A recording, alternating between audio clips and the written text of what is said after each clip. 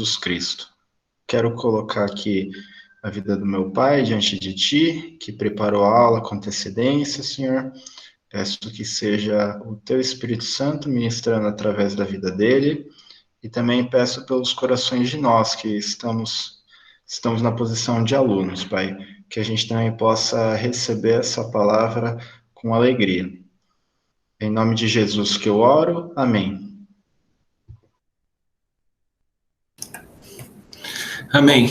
Ô, pastor, só um minutinho aí. Se o senhor quiser alguma ajuda de relacionamento com o filho aí, porque a Fernanda falou que não mora, não convive, a gente pode ajudar aí, viu? Não se preocupa não, viu? Gabriel, se você quiser conversar, a gente está à disposição aí, viu, Gabriel? Não se preocupa E não. a gente não dá nenhum ambiente para a gente não ter atrito, entendeu?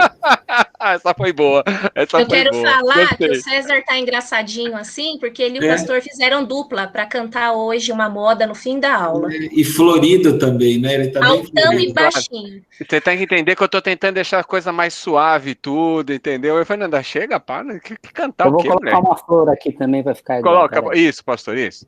Deixa eu ver qual que você tá, Cezão. Tá vendo que eu tenho, atrás de mim também tem muitas flores? Decoração da Dona Beth. Aí sim, hein, pastor. Desculpa, pastor Renato, vai lá. Eu queria que vocês guardassem esse texto que a Fernanda leu, porque ele tem referência bastante grande na aula. Eu estou há uns 30 dias preparando essa aula, aí eu incluo coisas, aí eu falo, não, vai ficar muito extenso, aí eu começo a tirar, aí no outro dia eu pego, acrescento outras coisas, é uma aula complexa. Então, me ajudem aí nessa aula, mas esse texto, ele tem uma referência importante. Olha só o que Jesus disse, ó. Jesus disse aos judeus que haviam crido nele. Entende? É uma referência importante. Os judeus que haviam crido nele, aqueles que creram em Jesus, ele diz essas palavras no verso 31. Se vós permanecerdes na minha palavra, sois verdadeiramente meus discípulos. E aí, vocês conhecerão a verdade, e essa verdade vos libertará, né? Então, é um passo importante crer em Jesus, e essa era uma mensagem dirigida aos judeus. Mas eu vou começar a apresentação aqui. Vou compartilhar com os irmãos. Opa, errei.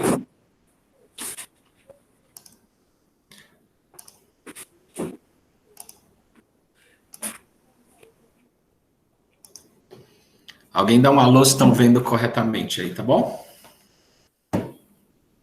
Estão vendo? Sim. Ok. Então, o título da nossa marca hoje é Teologia Bíblica, e o texto que nós colocamos aqui como referência é a tarefa de entender Deus pelas Escrituras, né? Eu vou começar definindo alguns termos, o que significa a palavra teologia, a união de dois termos gregos, Theos, Deus, e na realidade Deus aqui no minúsculo, eu acabei colocando no maiúsculo, mas esse Theos aqui é de Deus minúsculo, e logia é o estudo, ou seja, teologia é o estudo de Deus, sobre Deus.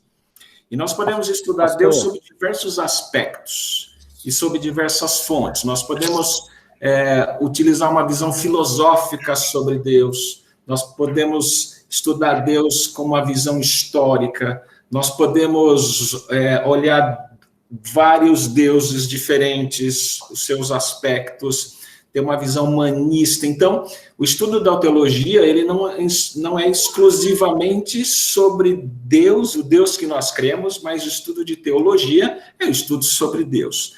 E a teologia bíblica, a qual nós estamos enfatizando... Renato. Oi? Desculpa interrompê-lo. Coloca no modo apresentação aí, porque a gente está vendo os slides que virão ainda. Tá bom, peraí. Ele chegou a entrar no modo de apresentação e saiu, pastor.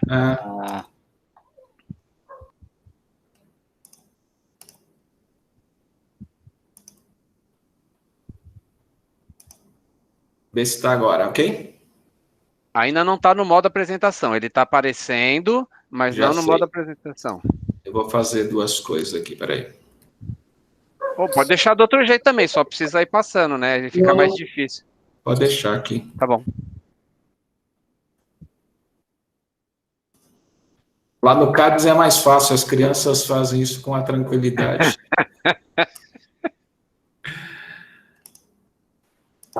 E agora? Tá Então, vindo, vendo? peraí. Tá vindo, peraí. Ah, agora sim. Agora sim. Olha. Show.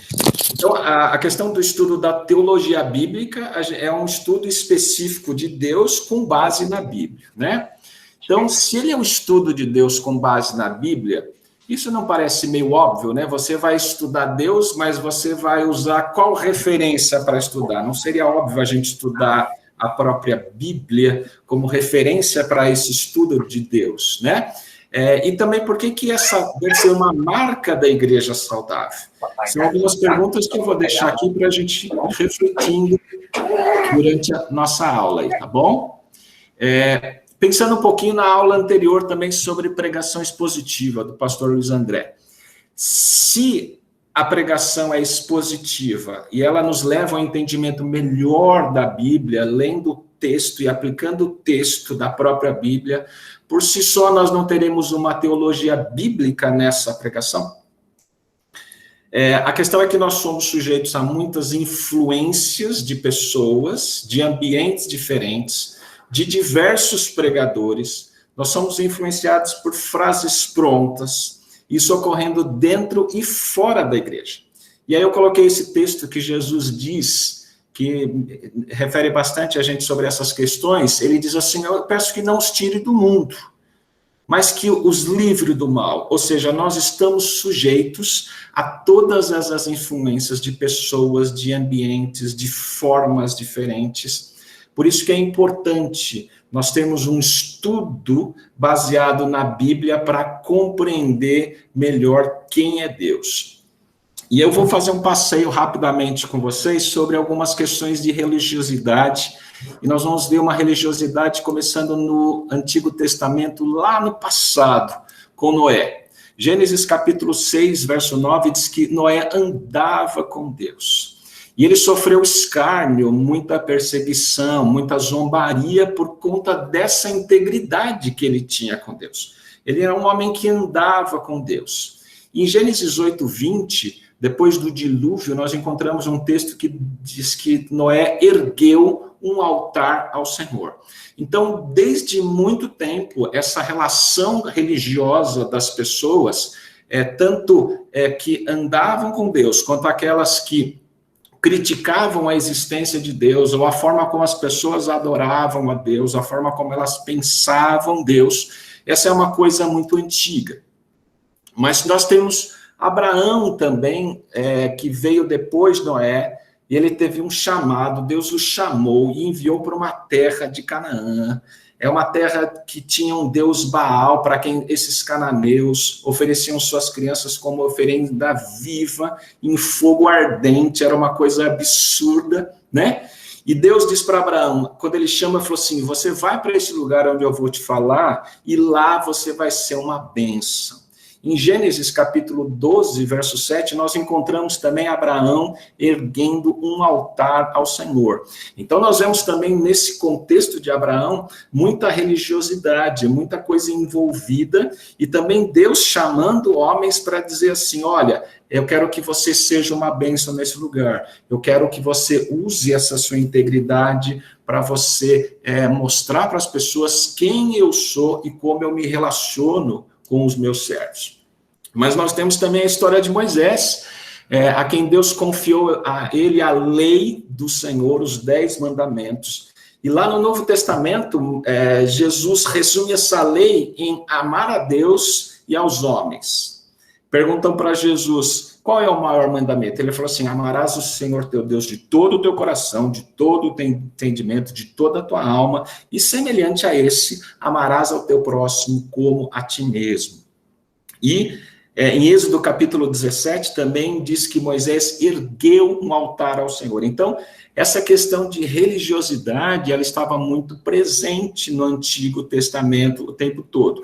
Tanto a questão de uma religiosidade real, próxima a Deus, quanto uma religiosidade crítica, quanto uma religiosidade que queria se afastar ou criticar Deus, ou quem se relacionava de alguma maneira com Deus.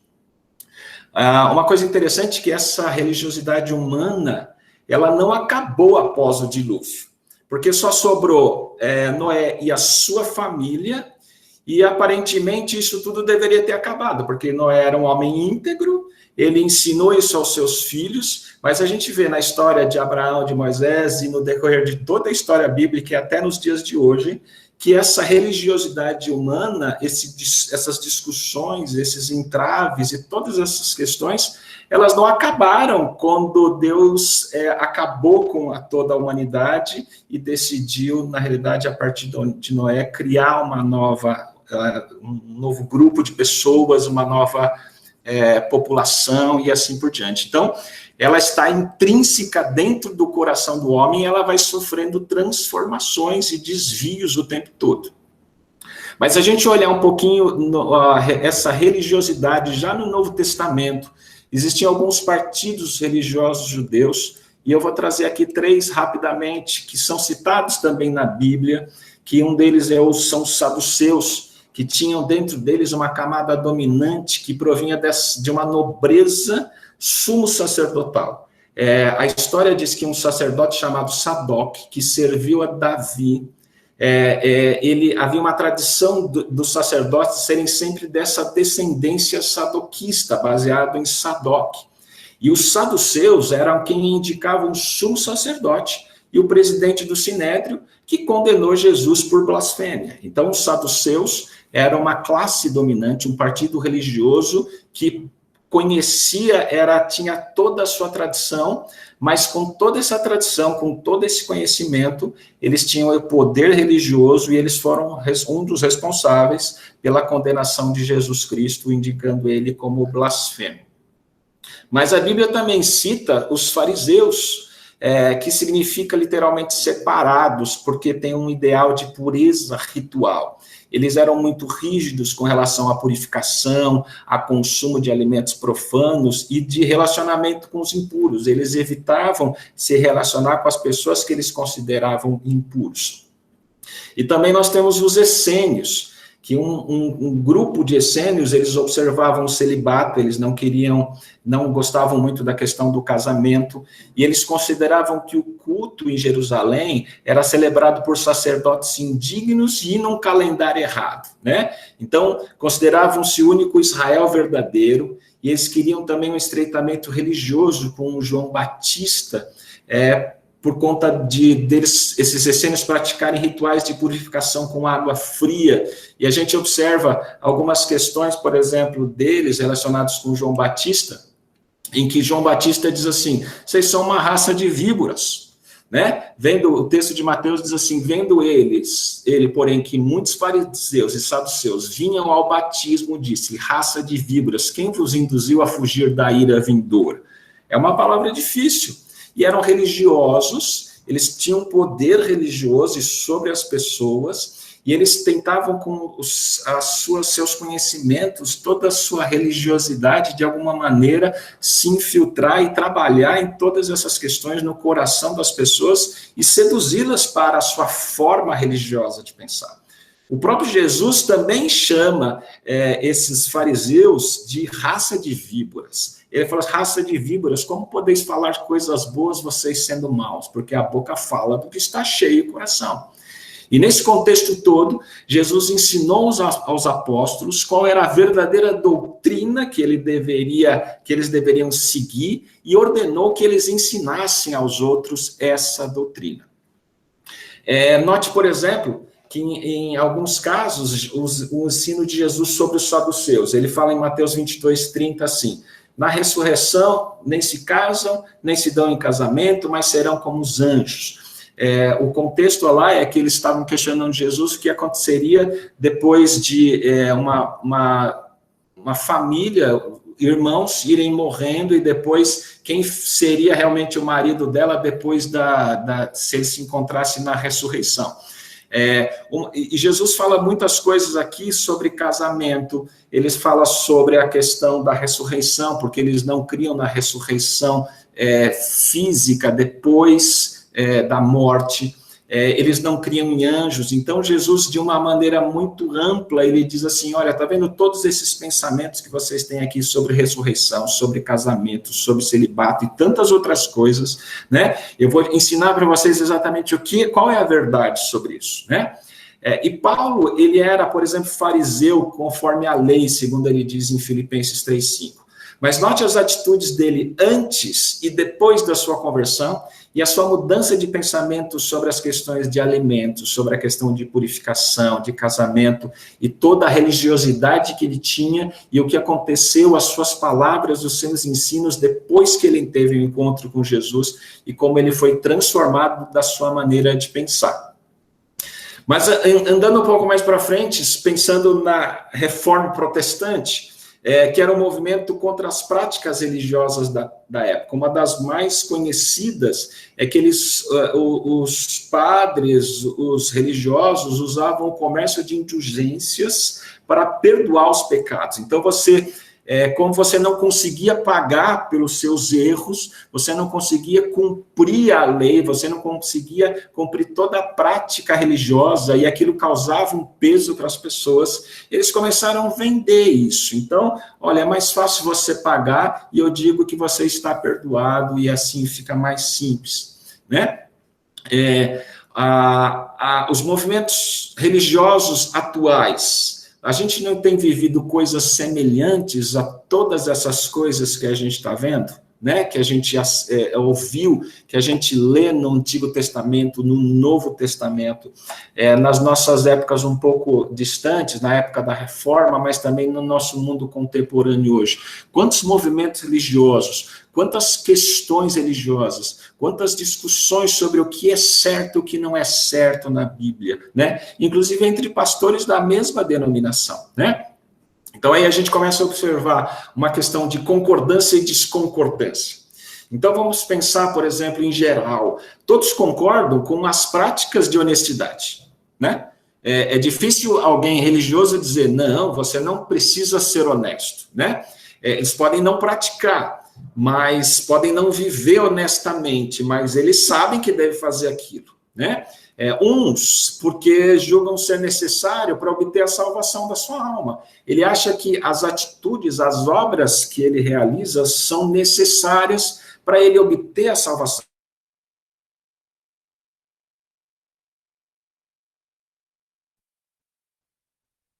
Eu não consigo cumprir, então eu vou pagar para ser liberto dessa culpa, para eu obter essa salvação.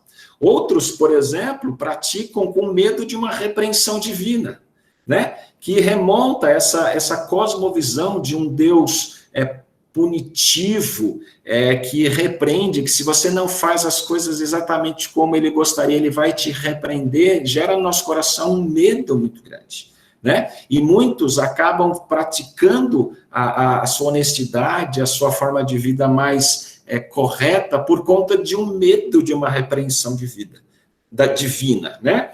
Outros, por outro lado, praticam isso como resultado de sua gratidão a Deus e não como meio de alcançá-lo, né? E a pergunta aqui é, nós conseguimos cumprir essa lei divina? Nós conseguimos obter a salvação cumprindo a lei divina, né?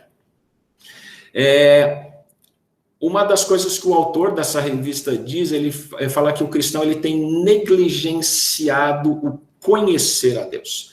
Negligência é uma omissão, é um comportamento passivo, é saber o que você tem que fazer, mas você não faz. Isso que significa ser negligente. Então, nós sabemos que nós devemos conhecer a Deus. Oséias capítulo 6:3 diz, conheçamos e prossigamos em conhecer o Senhor. Conhecer a Deus é uma coisa notória, mas nós negligenciamos porque, apesar de nós sabermos, nós não nos aprofundamos nesse conhecimento de Deus, né? E as vidas de Noé, Abraão e Moisés, que eu citei lá no começo, elas estavam baseadas em uma relação com Deus, né? E os cristãos hoje, eles têm nutrido mais uma vida, a sua própria vida, do que a sua relação com Deus, né? O nutriente, essa questão de nutrição, tem a ver com uma substância que ela é utilizada pelo organismo, pelo nosso organismo, para sobreviver, para crescer e para reproduzir. Então, se a gente estiver pensando numa igreja saudável, se nós queremos uma igreja saudável, nós precisamos nutrir a nossa relação com Deus, porque ela é fundamental para o nosso crescimento e para a nossa multiplicação, para nós gerarmos novos frutos para Deus.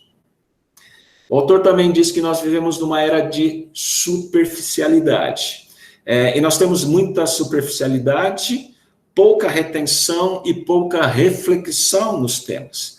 Nós desprezamos o que é realmente essencial na vida, né? Então, a gente observa a superficialidade das relações, superficialidade dos compromissos, a superficialidade desses influenciadores digitais que estão tão na moda, dos formatos, quer dizer, eu prefiro mandar um WhatsApp do que me relacionar com a pessoa, do que ligar para ela, do que conversar pessoalmente com ela. Então, essa superficialidade, ela é refletida de diversas maneiras, porque a gente quer pouco envolvimento também. Outro dia, a minha esposa me mandou um texto no WhatsApp tão grande, que ela tinha tanto conteúdo, que de verdade eu olhei, sabia que era dela e não conseguia até o final do texto que ela tinha mandado. Era um texto que ela tinha copiado, estava transmitindo de um conteúdo, não foi nem ela que tinha escrito. Mas quem gasta muito tempo hoje para ler um texto ou assistir um vídeo longo na internet ou no WhatsApp? Toda a comunicação agora ela tem que ser rápida e curta, né? E nós resumimos tudo em um gostei ou não gostei, né? Dá um like lá para mim, dizendo se você gostou ou se você não gostou, né? Essa é a questão da superficialidade, de gostar sem refletir muito, sem reter muita informação, e quanto mais superficial, menos envolvimento eu tenho, né? Essa tem sido a causa do adoecimento. Quando a gente pensa em saúde, a gente está pensando num adoecimento. Dessas igrejas que são classificadas em que o autor, Mark Dever, ele diz que são entre as igrejas que são verdadeiras. Então, nós temos uma igreja universal, que é uma igreja atemporal, que ela é formada pelos santos, por aqueles que foram resgatados em todos os tempos por Jesus Cristo. Mas nós temos também as nossas igrejas locais, e nós, dentro dessas igrejas locais, nós temos o grupo de igrejas que são chamadas igrejas falsas, porque não seguem a Jesus Cristo, não seguem aos preceitos de Jesus Cristo, e aquelas que são verdadeiras. Dentro dessas igrejas verdadeiras, nós podemos ter uma igreja que seja morta, ou uma igreja verdadeira que seja saudável.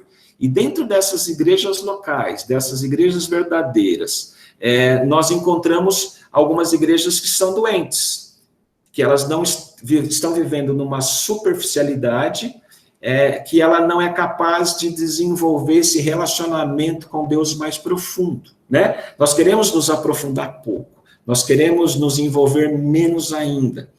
E eu lembrei daquele texto em que Jesus, que à medida que os apóstolos iam conhecendo mais a Jesus, andando mais com Jesus, enfrentando situações mais perigosas, e compreendendo o que é servir a Deus, em determinados momentos Jesus diz assim: vocês não querem orar mais um pouco? Eu estou passando por aflição, eu estou precisando que vocês estejam comigo agora, vamos aprofundar um pouco mais, eu preciso que vocês orem mais comigo, né?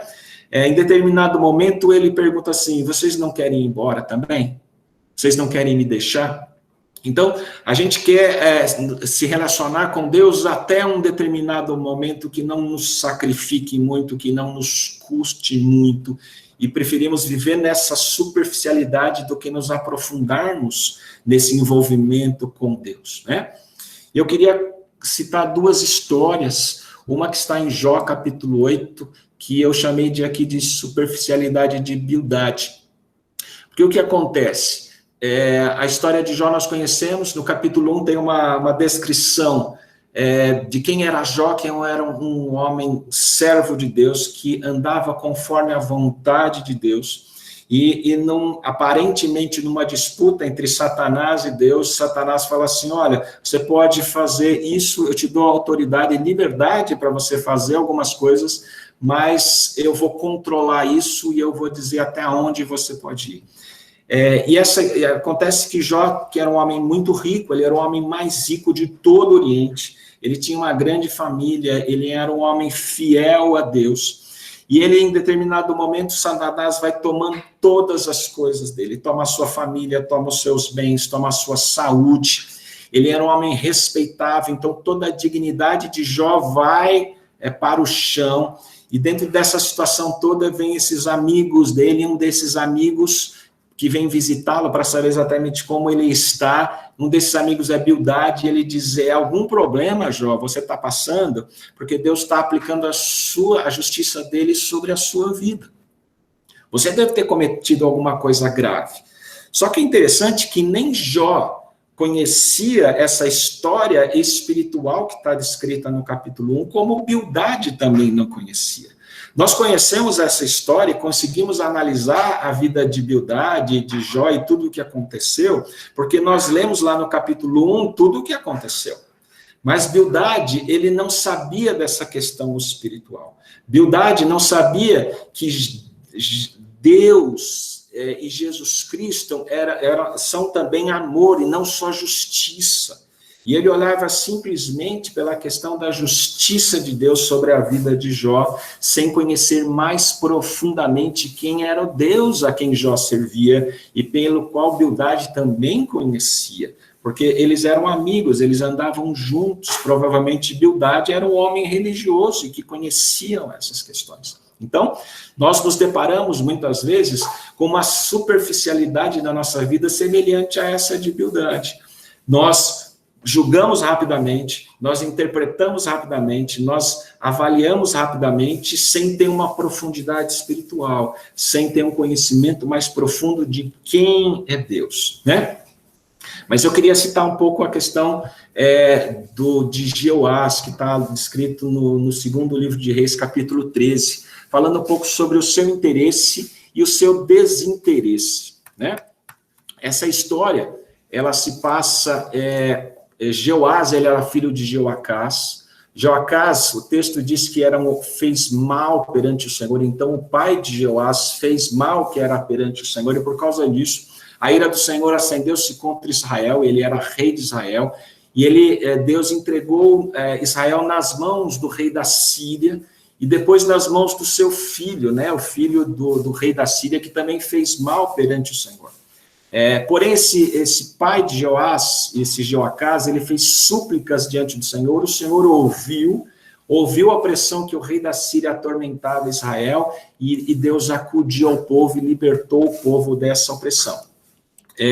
Mas acontece que o profeta Eliseu estava morrendo nesse texto de 2 Reis, capítulo 13, o profeta Eliseu estava padecendo de uma enfermidade de morte, e esse rei Jeoás, que era o filho de Jeoacás, que era mal perante o Senhor, andava contra a vontade do Senhor, não obedecia à vontade, à lei do Senhor.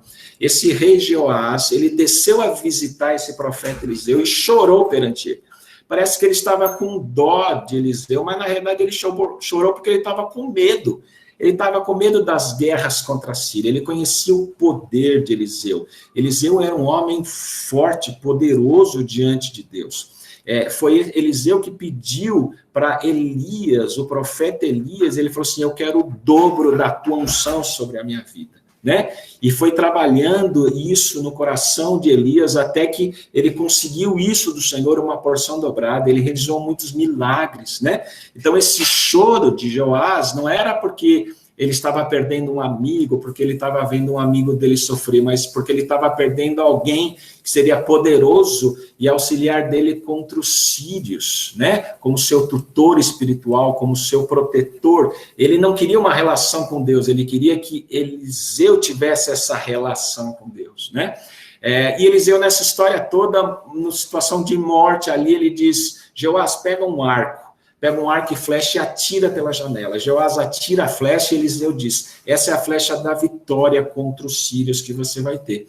Mas Eliseu continua ele dizendo, toma as flechas, essas outras flechas, e atira contra a terra.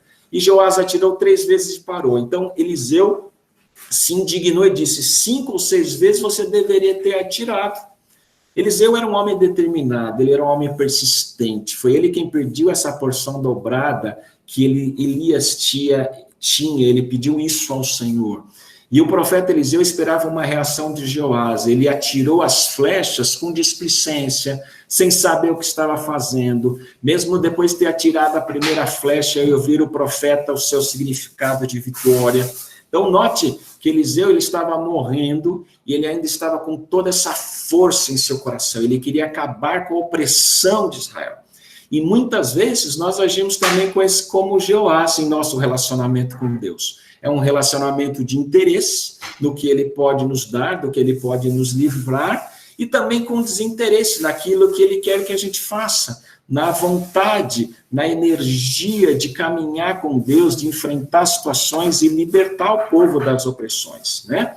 Então, é muito importante a gente entender essas questões e essas comparações relacionadas à superficialidade que nós muitas vezes usamos com Deus e na nossa relação com Ele, e nosso interesse, muitas vezes, os nossos desinteresses com relação a isso. Por isso, nós precisamos ter um ensino correto e completo das Escrituras, né?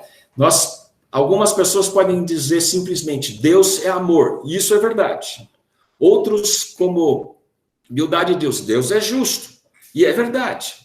Mas a Bíblia, o ensino completo é que Deus é amor, mas ele também é justo. Ele é as duas coisas. E a gente pode refletir isso para outras questões e outras comparações. Ou seja, nós precisamos do ensino completo e o ensino correto. Nós precisamos considerar o que toda a Bíblia diz sobre o assunto. Quando a gente vai pesquisar qualquer assunto na Bíblia sobre alegria, sobre casamento, sobre qualquer coisa, a gente precisa olhar toda a Bíblia. E não só um determinado texto. Mas a gente pode começar com o texto, mas olhando para toda a Bíblia, para entender o significado amplo dela, né? É quando Jesus disse que a lei de Moisés, os 10 mandamentos, eram resumidos em amor a Deus acima de todas as coisas e ao próximo, como a ti mesmo, ele estava dizendo, essa lei aqui não é para ser aplicada somente como uma justiça, mas ela tem que ser enxergada como um ato de amor. E eu cumpri essa Bíblia, essa lei, vocês não vão cumprir, eu vim para cumprir ela. Vocês não vão conseguir cumpri-la, mas vocês têm que crer em mim, porque eu cumpri e assim eu vou satisfazer a vontade de Deus. Por isso que nós também devemos considerar a história da redenção divina em toda a Bíblia. Nós vamos olhar isso e observando isso em todos os textos da Bíblia, Jesus Cristo sendo o nosso Salvador, o nosso Redentor. Ele é o cumpridor da lei. Em Gênesis, nós encontramos ele como o autor de toda a criação. Então, nós precisamos enxergar a palavra de Deus como uma história de redenção em toda ela, que ela tem uma história que começa na criação, mas que ela tem uma vitória também, ela mostra o pecado, mas ela mostra a luta, mas ela mostra também a vitória que nós teremos lá em Apocalipse, né?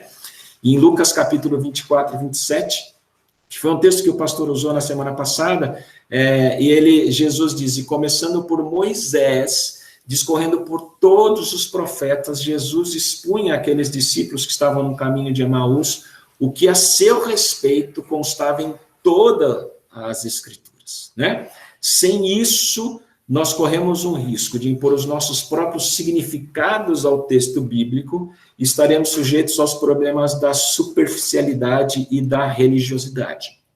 Entender nossa posição nessa história da redenção e na nossa relação com Deus, ela é fundamental para o desenvolvimento saudável da igreja e da nossa fé, né? E 2 Timóteo capítulo 4, verso 1 a 5 diz assim, porque virá um tempo em que não suportarão a sã doutrina, mas tendo grande desejo de ouvir coisas agradáveis, ajuntarão para si mestres segundo seus próprios desejos. E não só desviarão os ouvidos da verdade, mas se voltarão às fábulas. Tu, porém, sê sóbrio em tudo, sofre as aflições, faze a obra de um evangelista e cumpre o teu ministério. A Bíblia nos mostra alguns tipos de doutrinas. Nós temos doutrinas e tradições humanas. Eu coloquei alguns textos aí, nós não vamos ler todos por conta do tempo, mas essas doutrinas e tradições humanas, elas têm uma aparência de coisa boa e certa, né? O texto diz mais ou menos que o profeta, profetizado pelo profeta Isaías e declarado como hipocrisia, diz que eles honram-me com os lábios, mas o coração está longe. É uma hipocrisia. Ele não pratica aquilo que ele está declarando e aquilo que ele está vivendo, né? Ele diz que em vão adoram. É uma outra questão religiosa. Você vai até Deus, mas você não tem uma relação com Deus. É uma futilidade. A pessoa acha que está fazendo alguma coisa certa, ensinando doutrinas que são preceitos de homens, é o que está escrito nesse texto. Negligenciam o mandamento de Deus e guardam mais essas tradições humanas. E o verso 9 é interessante que ele diz assim: jeitosamente rejeitas o preceito de Deus para guardardes a vossa própria tradição. É isso que está lá no texto. Mas nós também temos as doutrinas que são heresias, que são ensinos falsos. Então, as doutrinas e tradições humanas, elas têm uma aparência de coisa boa e certa, mas as heresias, elas têm um ensino falso. E isso nós encontramos lá em Apocalipse, capítulo 2, verso 4, que ele trata sobre a doutrina de Balaão, que está ainda escrita em Números, o qual ensinava a armar ciladas diante dos filhos de Israel para comerem coisas sacrificadas aos ídolos e praticarem prostituição. Era um ensino falso. São doutrinas, são heresias que nós podemos cair se nós não estivermos muito bem relacionados e com mais profundidade do conhecimento de quem é Deus, pela sua palavra. E em 1 Timóteo capítulo 4, nós também encontramos doutrinas de demônios. E ele diz: alguns apostatarão da fé. Aqui está um erro, tá? Apostatarão. Por obedecerem a espíritos enganadores e a ensinos de demônios, pela hipocrisia dos que falam mentira, que tem cauterizado a própria consciência, que proíbe o casamento, exigem abstinência de elementos que Deus criou para serem recebidos por ações de graças. Se a gente olhar todas aquelas questões dos essênios, dos fariseus e todos aqueles... as práticas religiosas que Jesus Cristo combateu, a gente vê que todos eles queriam a questão de celibato, eles exigiam abstinência de determinados alimentos, e aqui o próprio Paulo, que era fariseu, ele diz assim, eles exigem uma abstinência de alimentos que Deus criou para serem recebidos com ações de graça. Então, há tanta distorção que é causada por tradições humanas, por heresias, por ensinos falsos e por doutrinas de demônios, que mais nos afastam de Deus do que nos aproximam dessa verdade. Mas para isso nós temos que ter unidade, compreender o que é diversidade e agir com amor.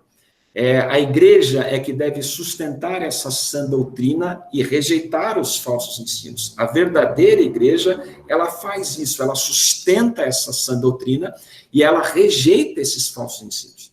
E nós precisamos ter nas coisas essenciais unidade, nas coisas não essenciais diversidade, mas em todas elas nós devemos ter amor. E um exemplo que eu coloquei bem simples aqui é o batismo que é feito por aspersão, aquele que você joga água na cabeça da pessoa e você batiza ela dessa forma, e o batismo por imersão. Então, a Igreja Cristã Evangélica, ela aceita os dois, embora ela tenha uma preferência pela imersão, por várias questões, mas ela não vai rejeitar alguém que tenha sido batizado por aspersão. Essas são questões, por exemplo, que geram diversidade. Se você foi batizado por aspersão ou por imersão, você não vai perder a sua salvação por conta disso. Mas é diferente da questão da salvação pela graça. A salvação pela graça é inegociável. A salvação não vem pelas nossas atitudes diante de Deus. Não vem porque nós somos bonzinhos, porque nós conseguimos cumprir a lei, mas porque nós somos pecadores e porque Jesus Cristo veio, nos amou e graciosamente nos perdoou, porque Ele é o cumpridor da lei. A salvação pela graça é inegociável. Então, nesses casos, nós vamos rejeitar todo ensino que caminhe fora dessa linha da salvação pela graça. Então, qual é o princípio? É o radicalismo religioso, por exemplo, dos essênios, dos fariseus, ou fazer como Jesus fez, que é o ensinar o correto. Jesus olhou aquilo lá E ele diz, olha, tá vendo essas coisas que vocês estão fazendo, elas estão erradas. É assim que é para ser feito, né? Em Tito capítulo 12, verso 2, diz assim, porquanto a graça de Deus se manifestou salvadora a todos os homens. E ela nos deu educação, ela diz, educando-nos para que, renegadas as impiedades e paixões humanas, vivamos no presente século de uma maneira sensata, justa e piedosa. Então, de quem é a responsabilidade por manter a sã doutrina? É dos pastores e líderes ou é de toda a igreja? Como é que nós podemos manter esse púlpito da igreja fiel às Escrituras, né? Nós encontramos também a questão da apostasia, que tem a ver com toda a história da redenção, a vinda do Senhor Jesus. Ele veio uma vez, mas ele vai voltar em poder e glória. E a Bíblia diz isso, ela conta toda a história, desde a sua criação, a queda do homem, até a ressurreição de Jesus Cristo, o cumprimento das promessas e a volta dele para buscar os seus. E esse texto de Tessalonicenses diz assim, ninguém, de modo algum, vos engane, porque isso tudo não acontecerá sem que primeiro venha a apostasia.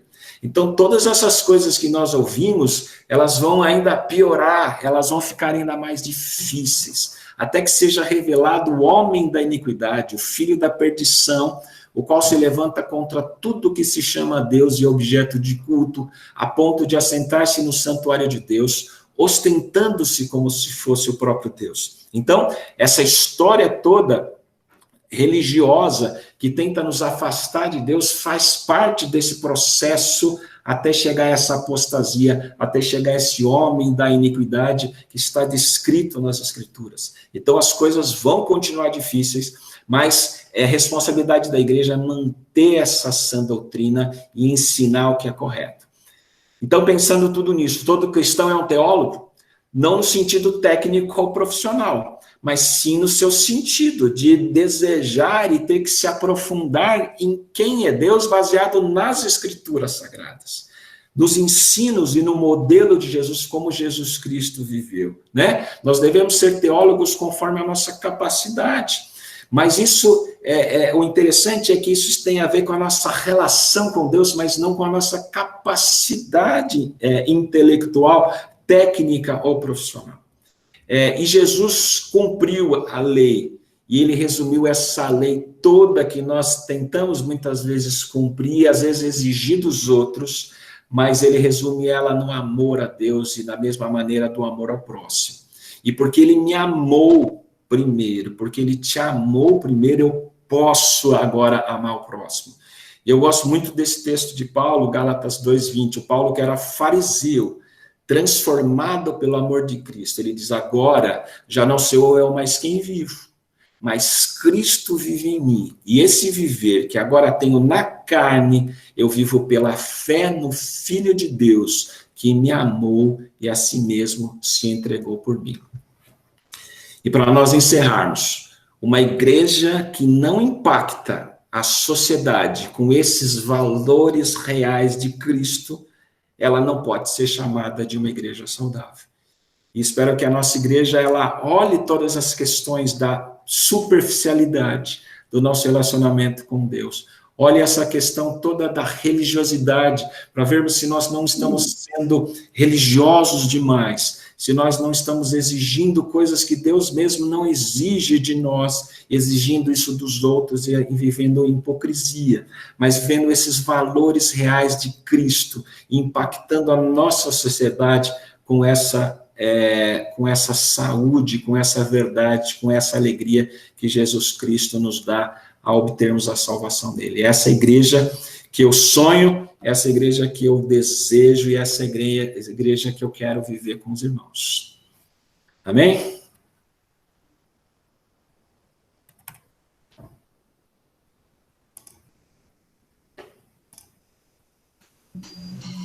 Estão me ouvindo? Sim. Vou deixar um tempo para nós falarmos aí sobre essas impressões, sobre essas questões, alguma coisa que eu tenha falado que não tenha ficado claro, ou tenha falado errado, que eu preciso corrigir. Eu queria abrir para os irmãos aqui para nós falarmos um pouquinho sobre essas questões todas, tá bom?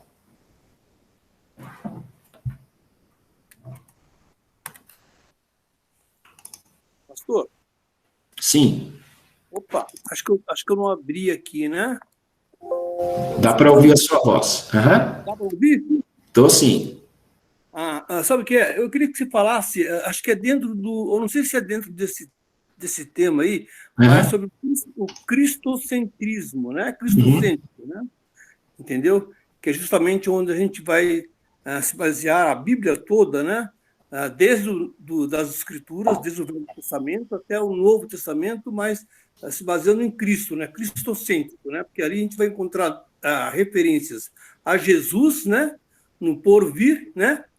E depois que ele veio. De maneira muito simplista e genérica, você tirar o homem do centro e colocar Jesus no centro. Certo. Essa é a ideia do cristocentrismo. A salvação, se você pensar isso em todos os aspectos da salvação, do perdão, então a Jesus Cristo me perdoou porque eu sou bonzinho, porque eu sou o centro. Não, ele me perdoou porque ele é o centro, e ele me ama, e ele me perdoa, ele que me trouxe a salvação pela graça.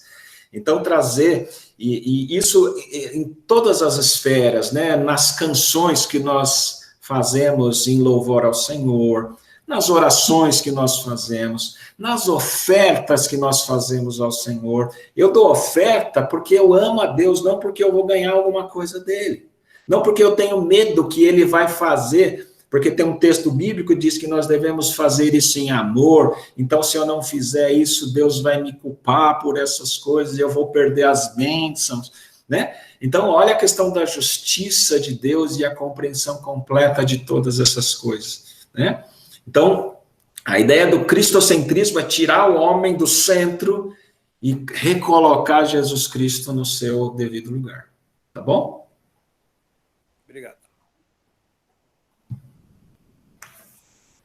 Mais alguém? Parabenizá-lo também pela explanação maravilhosa, viu?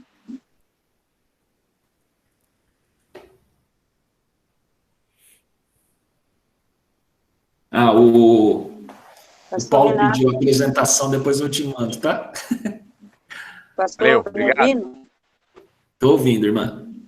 Sou eu, Clélia. Pode falar. Eu gostaria de fazer 2 pedidos. Pode falar. Vocês, para preparar, aliás, a primeira é uma pergunta. Vocês estão ocupando a revista do professor ou vocês elaboram a aula? Eu fiz o seguinte, toda a aula, ela está baseada na revista, tá bom? Certo. Tá, e aí então se você pegar a revista, você vai ver esse conteúdo que eu te falei lá, tá bom? Tá, então eu vou fazer um pedido. Se alguém puder me ajudar, eu vou ficar muito feliz. Se não puder, a gente vai tentar insistir, mas eu falei com o Fernando, eu estou tendo dificuldade de entender essa revista. Então, assim, eu sigo, se eu ter uma ideia, passou a quarta-feira, quinta, sexta, sábado, eu fiz a leitura da revista, e falei, gente, eu não consigo entender. Eu falei, Fernando, eu estou achando essa revista muito difícil. Ele até falou, mãe, conversa com o pessoal. Então, assim, eu não sei como que está sendo para os outros, né? Mas eu não sei se a minha cabeça também pode ser essa pessoa que está aqui atrás, né, que tem dificuldade. Mas eu gostaria de estar tendo, assim, se fosse possível, uma aula, talvez, ou assim, não sei explicar, que não deixasse só para quarta-feira. Porque ela tem, no caso dessa lição 4, ela tem 3 tópicos, e aparece sempre algo assim nas faixas azuis, de escuta. De escuta. Aí o outro, de escuta. Aí eu fico olhando e falo, gente, mas cadê as passagens que está aqui na revista? Cadê essas situações? Eu não sei se precisa ser feito, se não precisa. Eu só gostaria, assim, se pudesse, me aprofundar mais nos estudos da revista, antes da quarta-feira. Porque o senhor falou, com toda a sinceridade do meu coração, eu vaguei. Me perdoa, eu vaguei. Não é por causa do senhor. Eu não estou conseguindo entender. Então, assim, não vou me prolongar, porque a aula tem tempo, mas eu não sei, talvez pensar num modo, talvez dúvidas durante a semana, criar alguma coisa e a pessoa colocar antes da aula. Porque a gente não sabe como vocês preparam a aula, né? Cada um tem uma uma visão, né? Até o que o irmão acabou de falar aí sobre cristocentrismo, na minha revista está grifada. Eu até dei risada na hora que ele falou, eu falei, mas ele perguntou a mesma coisa que eu também estava querendo saber. Mas, assim, talvez se a gente, não sei, é uma sugestão, gente, pela minha dificuldade. Se pudesse, talvez, elaborar, se a pessoa tivesse dúvidas e pudesse mandar ou para o senhor, ou para a Fernanda, ou para o pastor, não sei quem são os responsáveis, para ajudar-nos. Porque eu estou tendo muita dificuldade. De uma maneira muito prática, você pode mandar um WhatsApp para mim, tá bom? Quando você estiver fazendo o estudo da lição, se você tiver alguma dificuldade, você tem meu WhatsApp, você me manda, fala, não estou entendendo isso. Tá. Aí a gente pode tentar elucidar de uma maneira rápida, se for necessária, a gente agenda um dia e conversa. Não há nenhum problema. Aí, então, acho que se eu não conseguir compreender a revista, vão ser todas as aulas. Mas eu estou à disposição, tá bom? Tá bom, obrigada. Pode me procurar, tá bom? Pastor Renato e Clélia, né, tentando ajudar a nossa irmã, que a dificuldade dela pode ser a dificuldade de outros, né? E é bom quando alguém vem e, sinceramente, falar, eu boiei aqui, né? Isso é fundamental para a gente se ajustar, até porque nesse ambiente que a gente está, né, no ambiente virtual, se torna mesmo um pouquinho mais complexo, um pouco mais difícil, porque se a gente estivesse lá na igreja, né, usou uma palavra, alguém levantava a mão, parava, e ia ter muito mais interação do que tem aqui. É normal que a gente adote esse tipo de dinâmica, né, faz uma exposição e depois deixa um tempo para as perguntas e comentários e tal, né, mas só tentar retomar um valor dessa revista. Então, nós estamos tentando estudar nesse começo de ano marcas de uma igreja saudável, né? Então, até o pastor Renato até mostrou um gráfico que o Luizinho apresentou, esse mesmo gráfico, acho que há 3 semanas ou 4 semanas passadas. Isso, na primeira aula da revista, não foi na primeira aula do assunto, né? Então, aquele gráfico ele ajuda a gente a entender, Clélia e irmãos, o que a gente está querendo estudar aqui. Então, existe a igreja de Jesus Cristo, né? Que o Mark Dever, que é o autor de um livro chamado 9 Marcas de uma Igreja Saudável, que é a base dessa nossa revista. Então, existe a Igreja de Jesus, que é a Igreja Universal. Não vamos confundir com a Universal Denominação, que é um nome bem sugestivo, Universal do Reino de Deus. É isso mesmo, a Igreja de Jesus, ela é universal e é do Reino de Deus, né? Como a Assembleia de Deus também como a Cristã Evangélica também né? São nomes impactantes. Então, existe a Igreja de Jesus Cristo. A Igreja de Jesus Cristo, ela não se resume à nossa geração, né? À nossa visão. A Igreja de Jesus é a igreja que tem membros de todos os tempos, de todas as localidades, de todo o globo, né? De toda a face da terra.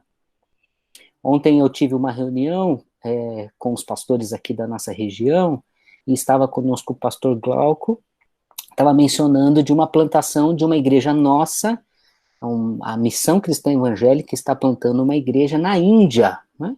Então você vê, agora a Índia é um mundo à parte do mundo, não tem nada a ver a cultura da Índia com a nossa, é uma coisa completamente diferente. Então lá na Índia tem cristãos, tem irmãos nossos, lavados e remidos pelo sangue de Jesus.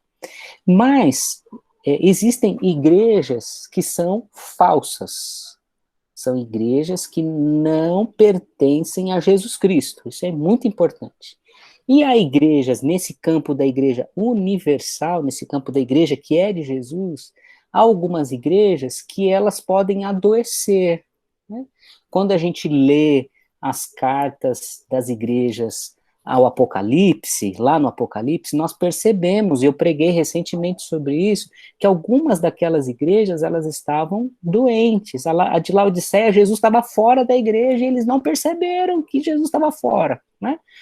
Então, existem igrejas que adoecem e igrejas que são saudáveis, ok? Então, vamos só tentando aí categorizar para ver se ajuda na compreensão da Clélia e dos demais irmãos. Dentro do aspecto das igrejas saudáveis, há algumas características, alguns princípios que são fundamentais e que eles coexistem entre si e eles existem em todas as igrejas espalhadas pelo mundo. Então, aqui a gente não está falando, então, de estilo de igreja. Então, um estilo mais tradicional, um estilo mais pentecostal, um estilo contemporâneo, um estilo mais avivado, um estilo mais litúrgico. Nós não estamos falando disso, porque existem igrejas saudáveis no estilo tradicional, no estilo litúrgico, no estilo contemporâneo, no estilo pentecostal. Existem igrejas de Deus e que estão cheias de vida, em todos os estilos. Então, nós estamos falando de estilo. Então, nós estamos falando de princípios. E aí, tratamos, então, de duas marcas. A primeira delas, a pregação da Bíblia, como sendo uma referência.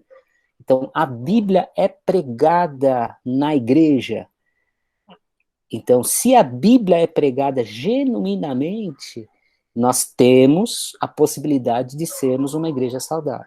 E agora a segunda, que é a teologia bíblica. Quando a gente fala de teologia, nós estamos falando de conhecer a Deus, né?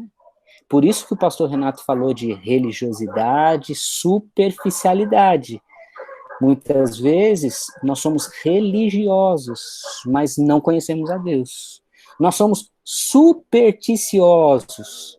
Eu gosto muito de uma expressão que o pastor Joaquim usa, brincando, né? Ele fala da macumba gospel, que são algumas superstições cristãs que não tem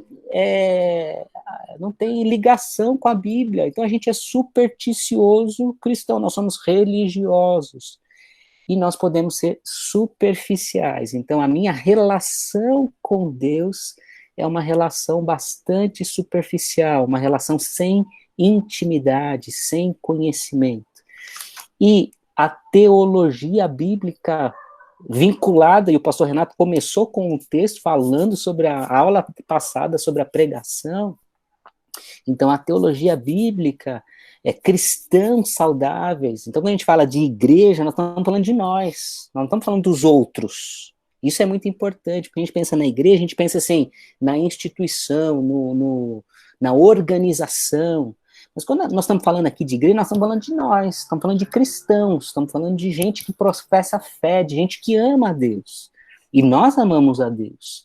Então nós, pensando nessas duas marcas iniciais, nós devemos almejar ouvir a palavra de Deus através da pregação bíblica, e nós devemos, a partir da pregação bíblica, conhecer a Deus, porque na medida que conhecemos a Deus, nosso relacionamento com Ele deixa de ser superficial e passa a ser mais profundo, mais íntimo, mais intenso, né? Por isso que e a revista está aí, viu, Clélia? Inclusive, eu estou aqui com a revista na mão, né, e ouvindo a aula e encontrando aqui as coisas que o pastor Renato estava dizendo, só que cada um tem um jeito, né, uma forma de mostrar, de explicar, quando ele fala aqui eu estou na lição 2, esse conhecimento, então, todo cristão deve ser um teólogo, né? Está aí na página 24.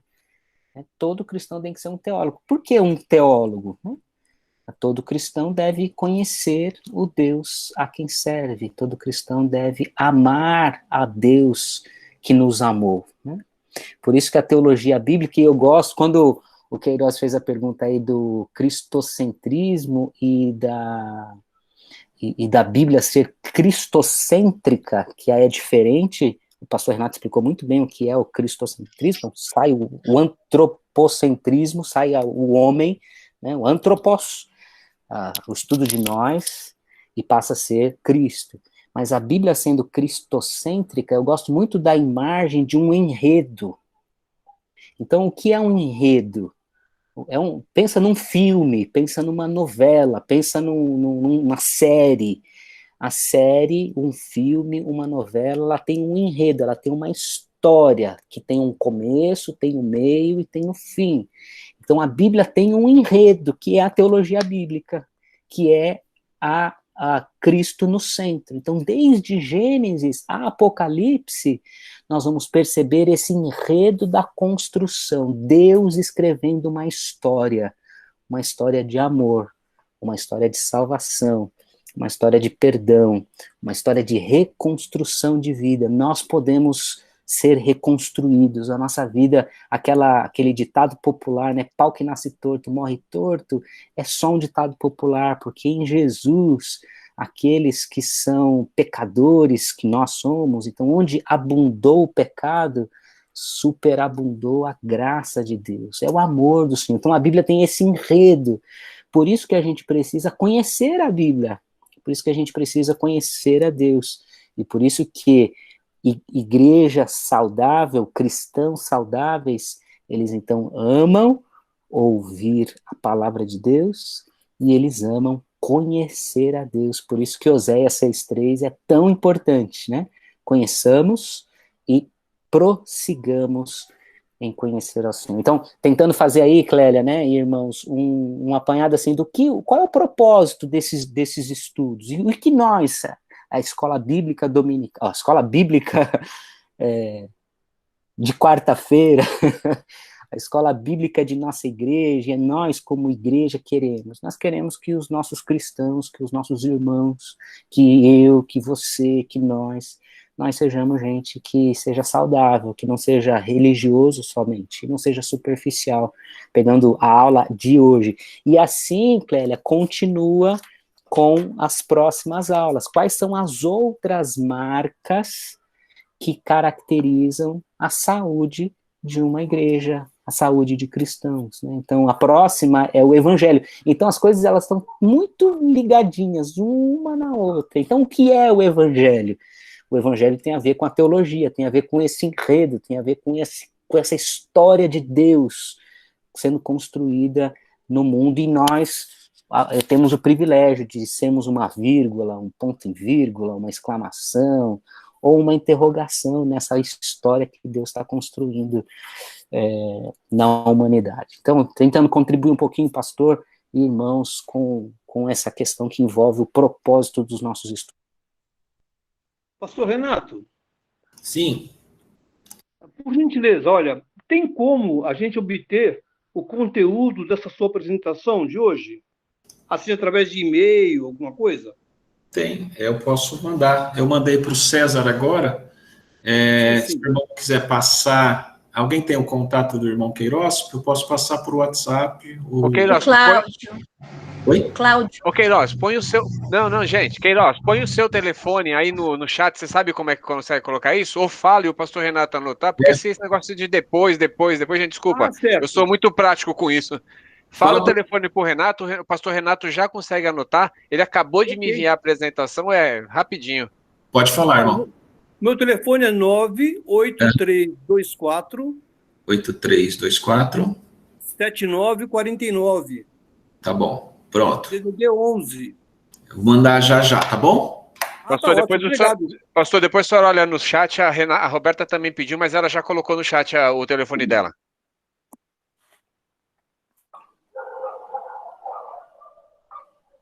Vou anotar também, Roberto. A gente pode fazer como fez lá na aula de abertura, né? Pode mandar para a igreja toda, na lista de transmissão aí. Mas bom que a gente anima os outros para vir. A primeira mandou? A do Luizinho mandou? Não, a do senhor mandou. A do senhor mandou? Mandou? Mandei. Eita, fé. Mandei na hora. Eita, essa eu perdi. Eu perdi também. Depois eu olho com calma aqui. Eu queria falar uma coisinha. Quando o pastor Renato fala, e falou bastante, né, sobre a questão da superficialidade, a realidade triste que a igreja, no geral, né, que a igreja vive hoje, muitos crentes, inclusive crentes nascidos na igreja, crentes de longa data, essa questão da superficialidade, né, que acha que conheceu Jesus, está salvo, então não precisa mais, né, perseverar e conhecer ao Senhor. Então, aquela vida de acomodação.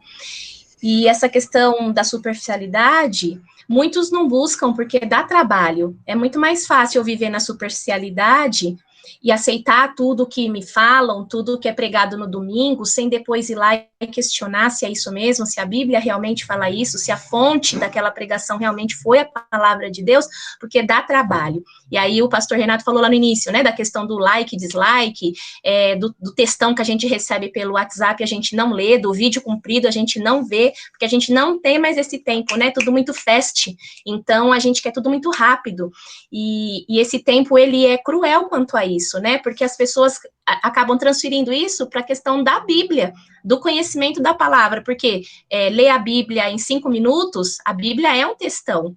Então, muitos crentes não têm tido, primeiro, o desejo, né, de conhecer o seu Deus, porque aceita receber tudo pronto, ou acaba vivendo um pouco da fé dos outros, e não senta para ler, meditar na palavra de Deus, buscar conhecer, porque dá trabalho, precisa de tempo, e hoje a gente não tem esse tempo. A gente, aliás, é uma desculpa, porque a gente tem tempo para aquilo que é importante para a gente.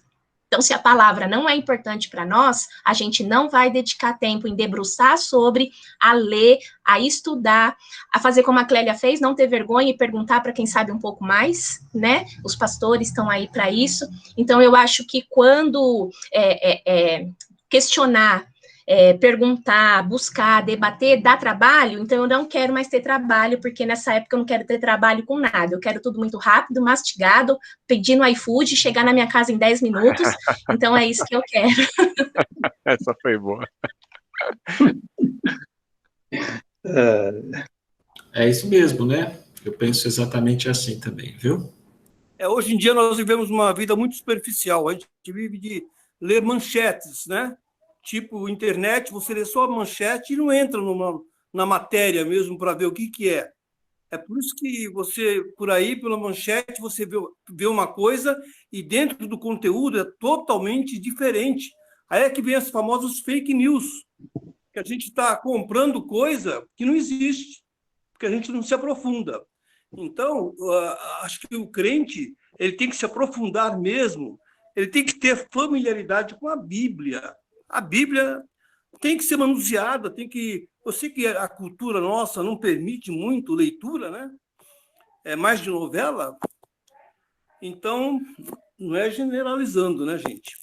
Mas a gente tem preguiça de ler, a gente não lê, entendeu? Então, é complicado. Então, para você entender a matéria mesmo, você estudar, ler e, como a Fernanda falou, tem que se esforçar. Pastor Renato, qualquer dúvida, eu te procuro de novo, hein? Você tem o meu WhatsApp, é só mandar. Por favor, não briga comigo. Não brigo, não, pelo contrário, eu gosto muito disso. Gosto muito, viu? Tá bom, obrigada, gente. Mais alguém, irmãos? Queiroz, eu já mandei para você, já mandei para a Roberta também, depois vocês confirmam. Muito obrigado pela lição de casa aí.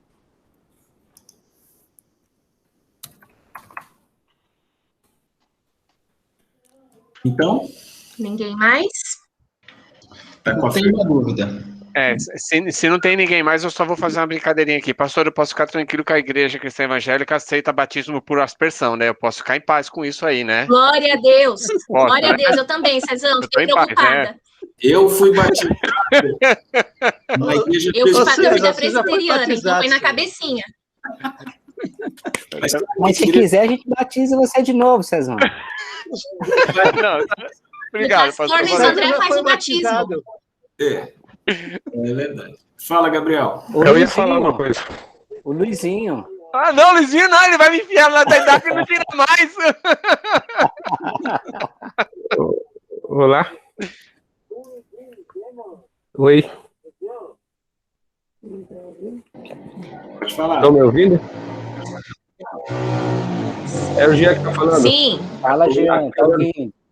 Oi, tudo bom? Não, eu queria complementar, né, na fala do pastor Renato, logo no começo que ele falou, né, da superficialidade, né, algo que realmente é notório, né, e aí complementando o que a Fernanda falou, né, ela é educadora como eu, né, e a gente vivencia muito isso diariamente, né, essa questão da superficialidade, né, e do imediatismo, né, e a gente acompanha e está cada vez mais forte isso, e lógico que isso também chegou na igreja também, né, então eu trabalho com leitura, né, sou professor de leitura, de literatura, eu vejo isso no dia a dia, essa falta de contemplação, a palavra que eu gostei que a Fernanda usou, porque a leitura requer o quê? Contemplação e reflexão, que é outra palavra que o pastor Renato tinha dito, e hoje você vê que ninguém tem tempo ou quer dispor tempo para fazer essa contemplação e essa reflexão em cima de uma leitura. Então, qualquer leitura maior, como fala textão, né? Hoje, 3 parágrafos, 4 parágrafos, o pessoal já está considerando como textão, né? Então, as pessoas estão tendo uma dificuldade enorme de parar e ler, né? E isso atinge até na igreja, porque hoje até surgem as tais bíblias visuais, né? Que ao invés de privilegiar o texto, privilegia a imagem. Então, e tem um mercado grande com isso, né? Porque as pessoas não querem muito ou colocam a desculpa do tempo, né? Realmente todo mundo está tendo um monte de tempos a fazer, mas não param para fazer essa leitura contemplativa, que é necessária, reflexiva, né? Hoje é tudo textos curtos, é o tal do curtir só, e é o curtir sem reflexão, né? Gostei, não gostei.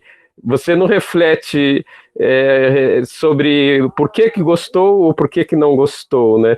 E isso é uma coisa que as redes sociais trouxeram forte, né? Então, hoje as pessoas nem sabem explicar por que gostam de algo ou não gostam, né? E falta até essa argumentação. E é preocupante isso, né? Que o Saramago tem um depoimento dele, né? O José Saramago, que ganhou o Prêmio Nobel de Literatura, né? O escritor português. Tem um filme Vidas, Línguas, né? Que ele fala que a sociedade está caminhando para um momento que daqui a alguns anos ele não vai emitir palavras, vai emitir sons inexplicáveis.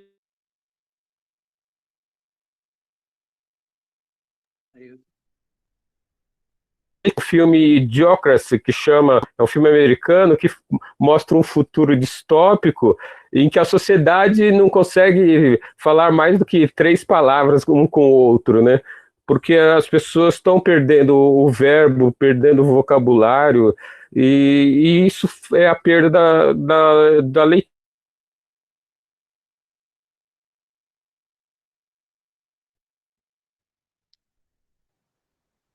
Basicamente textos, né?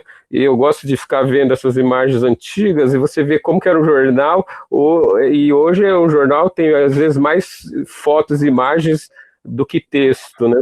E isso está refletindo na sociedade toda, porque ficou muito midiático, né? O Antônio Fagundes fez uma peça na década passada que chamava 7 Minutos, que ele representa o Macbeth, e é interessante isso, nem as redes sociais nem estavam tão fortes, o mote da peça é que ele está apresentando a peça do Macbeth, né, que é de Shakespeare, e aí no meio da peça ele briga com um telespectador, porque os telespectadores não estavam prestando atenção na peça, estavam lá comendo salgadinho, fazendo barulho, atendendo o telefone, né? E aí vira caso de polícia na peça.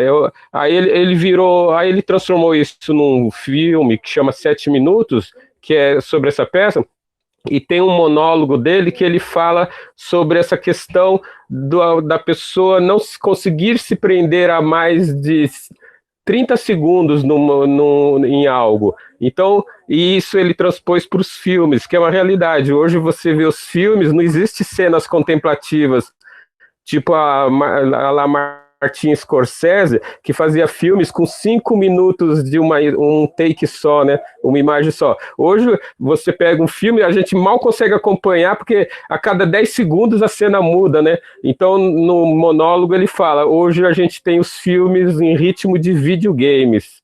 E a garotada está nesse ritmo. Então, a Fernanda, que é professora como eu, sabe, a gente está lendo um texto para eles, um conto, deu 5 minutos da leitura, a maioria já está dispersando. É difícil você conseguir manter eles concentrados, porque hoje as pessoas não têm essa contemplação e reflexão que precisa. E na Bíblia você precisa ler com contemplação e reflexão. Falei muito, desculpa. É isso mesmo, Jean. É isso mesmo, a gente vê quando, de repente, algumas vezes a gente coloca algum texto, né, nas redes sociais ou nos status de WhatsApp, você vê quando você põe uma foto, 80 pessoas visualizam e não sei o quê, quando você põe um texto, 15, 20, tipo, passa direto, né, nem lê o que está escrito lá, então é bem isso mesmo, mas eu acho que é bem do maligno também essa questão que a gente vive nessa época, né, quando a gente usa da desculpa, que a gente não tem tempo, e isso Satanás tem roubado dos crentes, que é esse precioso tempo da palavra. Poxa, mas se a gente tem tempo para ficar 2 horas numa sala de cinema, assistindo um filme, ou 1h30 assistindo um jogo de futebol num estádio, né, por que a gente não pode se debruçar 1 hora sobre a palavra de Deus e estudar com profundidade, né, pegando cada parte, comparando, estudando, realmente conhecendo Deus da Bíblia, né, conhecendo o nosso Deus, a história do nosso povo. Então, eu acho, sinceramente, que esse termo, eu não tenho tempo, é uma grande arma de Satanás para enfraquecer a igreja nessa época, infelizmente. O Gabriel ia fazer uma pergunta, né, filho? A minha dúvida é a seguinte: existe diferença entre meditar nas Escrituras, estudar as Escrituras e estudar a teologia? Ou a gente pode dizer que seria a mesma coisa, que as 3 coisas andam juntas? Eu acho que é o nível de profundidade que você vai ter em cada uma delas. Você pode pegar um texto e olhar e falar, como o irmão falou, né? Você refletir aquele texto, você contemplar o significado daquilo para a sua vida ali naquele momento, né? Mas às vezes você vai ler um texto que ele não te dá um significado imediato para você, mas ele vai construindo alguma coisa, né? Por isso que eu gosto de ler a Bíblia, não só um versículo, e nem um só capítulo, mas ouvir ou ler 3, 4, 5 capítulos, porque às vezes ele tem uma conexão entre um texto. E às vezes uma palavra-chave, e a gente tem que contar, assim, com a presença do Espírito Santo. Ele não leu a Bíblia tecnicamente. A teologia, ela pode cair nesse erro, você analisar a Bíblia somente tecnicamente falando, né? Os fariseus e outros, eles liam tecnicamente. Mas Jesus diz assim, vocês não estão me enxergando lá no texto. Então, a profundidade dessa meditação vai te levar a um estudo sobre algum tema que o Espírito Santo está começando a falar com você. Então, de repente, uma palavra, alguma coisa que ele colocou naquele texto, você vai começar a ler outros textos e aquilo vai começar a subir aos teus olhos. Isso acontece com frequência para mim. Às vezes eu estou vendo um texto, sobe alguma coisa na minha vista naquele texto, e no dia seguinte eu leio um outro texto que traz alguma coisa semelhante e eu começo a relacionar uma coisa com outra, né? O estudo da teologia, ela pode ter 2 caminhos. Um estudo técnico, de você se tornar um teólogo, e aí você tem que fazer uma faculdade, né? E você vai ter ferramentas para você usar a teologia a seu favor. Outra é uma questão de você ser um teólogo cristão, em que você vai estudar na medida da sua capacidade. Você não precisa ser um teólogo para ser relacionado com Deus. Às vezes tem teólogo que conhece tecnicamente, mas tem menos relação do que uma pessoa que é inculta. E a gente pode olhar, por exemplo, a história de Pedro, né? Ele não tinha todo o conhecimento de Paulo, e ele diz, tem coisa que Paulo fala que a gente não entende. Ele tem um texto da Bíblia que ele cita isso. Mas, pelo contrário, ele foi um homem que transformou muitas vidas. Ele foi um grande pregador da palavra de Deus, né? Então, tudo, para mim, está intimamente relacionado com a nossa relação com Deus. Então, a sua meditação só vai ter sentido se ela for relacional com Deus, se eu encontrar Cristo naquele texto. Se aquilo lá, Cristo está dizendo, Renato, isso é para você, né? Não apontando para o outro. Às vezes não é uma coisa específica, mas é uma edificação de uma coisa que ele vai te revelar, às vezes, lá na frente, tá?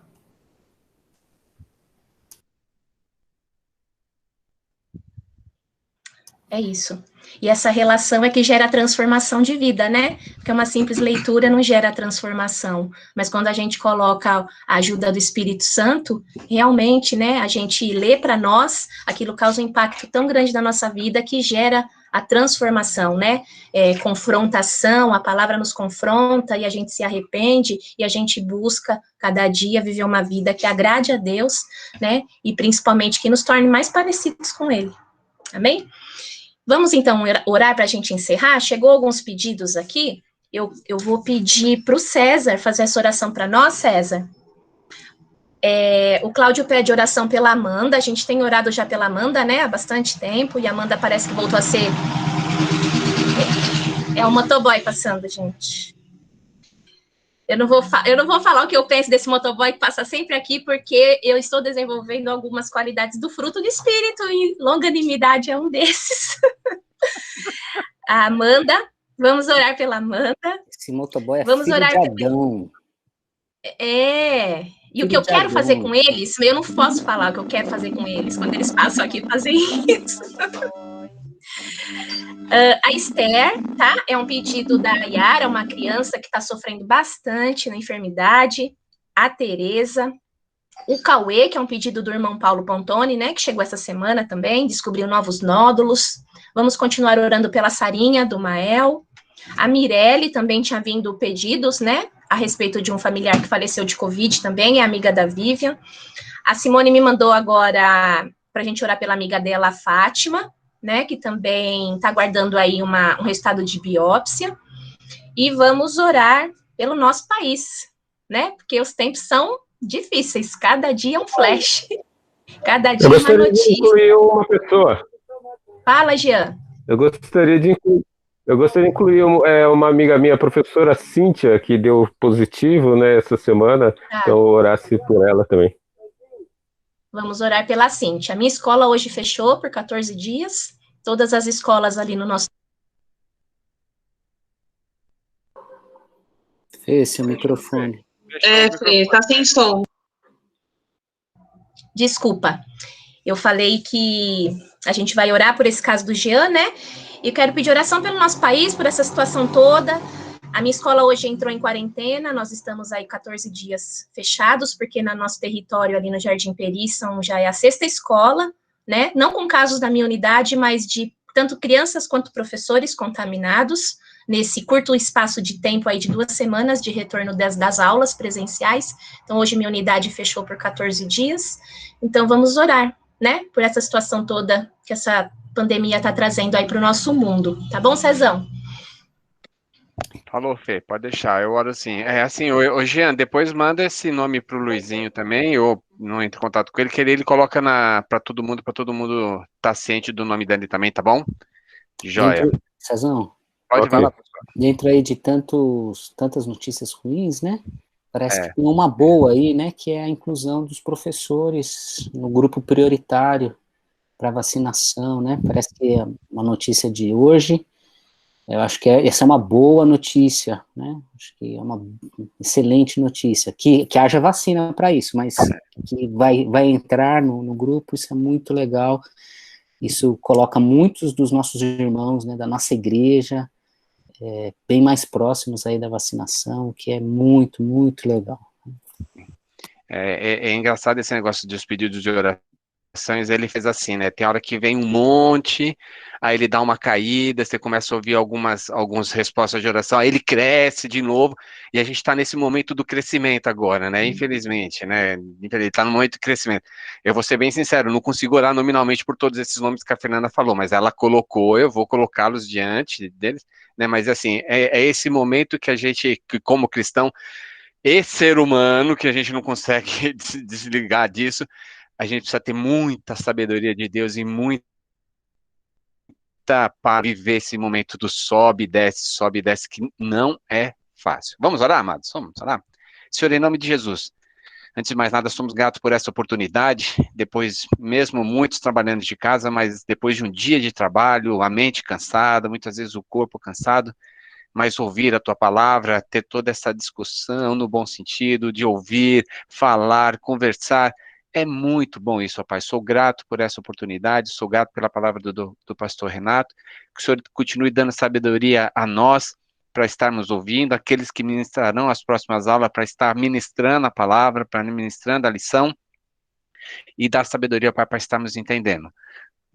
Essa colocação da Clélia é muito legal, ó Pai, essa transparência dela, isso é bom, porque isso traz para que nós busquemos um melhor método de ensino, uma melhor forma de transmitir as palavras, e eu sou grato por isso. Senhor, em nome de Jesus, agora quero colocar diante de Ti todos esses pedidos que a Fernanda mencionou, que a Fernanda mencionou, o João mencionou um no começo da nossa reunião, o Jean acabou de mencionar o nome. Senhor, tome todos eles nas Tuas mãos. Cuide, ó Pai, deles, dê paz ao coração deles, ó Pai, das pessoas, esteja com todo mundo neste momento, dando paz e agindo segundo o teu querer. Senhor, em nome de Jesus, transforme a vida dessas pessoas, ó Pai, esteja curando aqueles que precisam de cura, dando paz, ó Pai, aos seus familiares, e que realmente, ó Pai, nós pedimos aos nossos dirigentes, aos nossos governantes, ó Pai, dê sabedoria a eles neste momento. Que realmente mais vacinas cheguem, que nós possamos voltar a ter uma vida normal, que nós possamos voltar a nos reunir, mas principalmente, ó Pai, nós paramos de ter notícias ruins que todo esse vírus está trazendo, toda essa situação de pandemia está trazendo. Por isso, ó Pai, mais uma vez, toma todos esses pedidos nas Tuas mãos, cuide deles, ministra a Tua cura, ministra a Tua paz e dê sabedoria aos nossos governantes, em nome de Jesus. E que nos dê também agora, Pai, uma boa noite de descanso, restaure as nossas forças, para que amanhã possamos levantar e ter um dia, ó Pai, debaixo da Tua graça, da Tua sabedoria e da Tua unção. Em nome de Jesus que oramos. Amém, ó Pai. Amém, Pai. Amém, meus irmãos. Boa noite. Boa noite, gente. Boa noite, pessoal.